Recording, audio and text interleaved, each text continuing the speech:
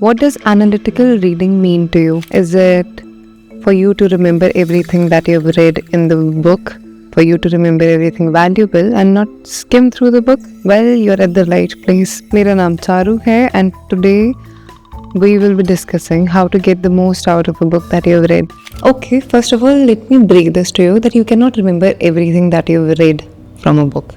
You will only remember parts of it, and by parts I mean like 1% of the parts of the books that you're reading. There is this very famous quote that I love to mention every place and time that I get, is that I don't remember the books I've read any more than the meals I've taken, yet all of them have made me. Rightly said so. It is almost like when you're remembering the 1% of the book, what is the most valuable thing that you're talking about? If you're reading philosophy or non-fiction का genre, it is very easy to pinpoint to one basic idea, जिसके ऊपर किताब लिखी है कि core क्या है, फंडा क्या है इस किताब का, and the funda that the book is talking about is the 1% of the book that you need to remember and carry it on with you. I've read so many books, I don't remember anything other than the ideas that the book was talking about, and perhaps more so of the ideas because I sat with those ideas myself. क्योंकि ऊपर ऊपर से चीज़ें पढ़ना बहुत आसान होती है, but for you to understand it to the core of the book कि आप अपना opinion लेकर के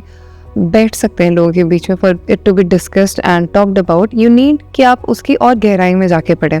And here are some things you can do to enhance your reading as a reader. First of all, don't actively critique that the book you're reading if you're a beginner. And if you're not even a beginner, don't actively critique the book that you're reading. It will ruin your entire experience as a reader, as an active reader who is enjoying the book for the act of reading it, rather than turn it to a core for you to be worked out or summarized or critiqued upon. Sometimes beauty needs to be observed first and then intellectualized. That is one thing you should do with your books too. Coming on to the step number 1 for you to enhance your reading experience is to annotate your books. Start annotating even with the slightest of the pens or slightest of the points. If you're a reader, you can do 2 things. One is annotate with a pen on the book itself.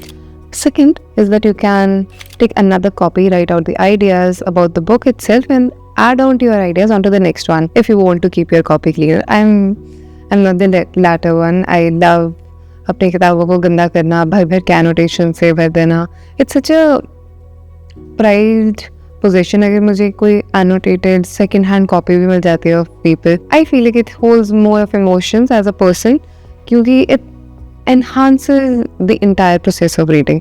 क्योंकि if I'm reading poetry, if I'm reading non-fiction as per se, so one thing that I enjoy doing the most is annotating my books alongside. Step number 2, start looking for patterns. And step number 3, start cross-referencing these patterns that you are now noticing. What I do is that I juxtaposition all of the references in my brain. It's not something that I do consciously, but मुझे ऐसा लगता है जिस एक time पे if you have read enough amount of books तो ये subconsciously ये patterns दिखने लग जाते हैं. I quote on a few examples. This is the most beautiful thing I find about poetry. There is a quote by Nietzsche which goes along like, I overcame myself, the sufferer. I carried my own ashes to the mountains. I invented a brighter flame for myself. This is very similar to जो एक idea Shiv Hoshiarpur के गांव में एक कविता लिखते हुए कह रहा था कि सदा एक लाश जिंदी लई जो मैनू ही जलानी पई तो मैनू ही उठानी पई. It's beautiful. And there's another example I'll quote, which is Dostoevsky says, killing someone is a terrible sin, but killing someone's beauty of life is the worst, which is very similar to what Parsh said.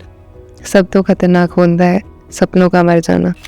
It's of course in Punjabi. I translated into Hindi. I remember last semester I had to take this anthropology class for my general elective. मैंने ज़िंदगी में उससे ज़्यादा enjoy किसी class में नहीं करा है. That used to be such a wholesome, culminative class. And in that class, I remember my professor pointed out to me that all of the degrees are a degree in philosophy. That it is a culminative study. जो चीज़ जितना holistically सारी चीज़ों को साथ में लेके पढ़ी जा सकती है. So that is how everything comes out into a boiled down form of philosophy. Well, the roots of naming it philosophy, of course, lies in the medieval European university system of schooling. But it's a very interesting idea to look at. Step 4, use the internet. God bless us for the times that we are living in, when we have the access to everything, for every translation, every meaning, for every references, for everything that you don't understand, every everything is available out in the internet. It just needs a little work. Step 5.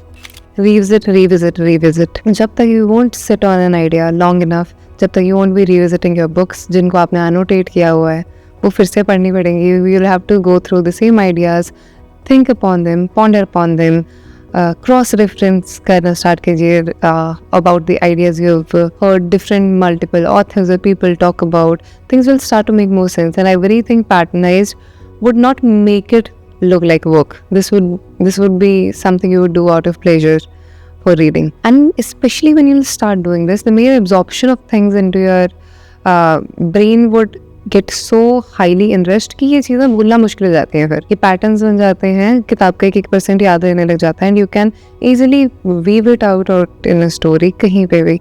And this is of course a very strong skill to have. I hope you enjoy reading. I hope you inculcate some of the things I talked about in this video. And thank you for being here. Thank you for being kind, and I will see you next time.